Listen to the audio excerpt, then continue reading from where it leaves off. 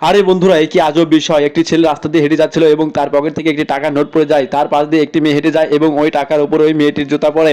তারপরে যখন ওই মেয়েটির জুতার সাথে ওই টাকাটি লেগে যায়, তখন মেয়েটি হাঁটতে থাকে এবং ছেলেটি তার পিছন পিছন আসতে থাকে।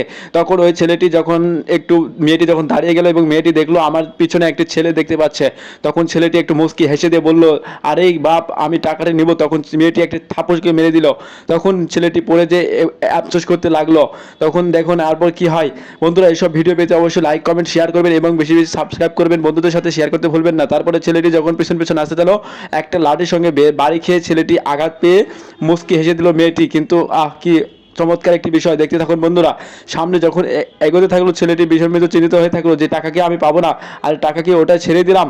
অবশ্যই না বন্ধুরা। তারপর মেয়েটি যখন ছেলেটিকে জুতা খুলে মারতে গেল, তখন ছেলেটি হাত দিয়ে ইশারা করলো যে আমার ওইখানে টাকা আটকে আটকে গেছে, দেখো।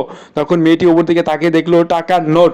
তখন আশ্চর্য হয়ে মেয়েটি তাকে টাকাটি খুলে দিল, কিন্তু টাকাটি আঠার মতো লেগে গিয়েছিল।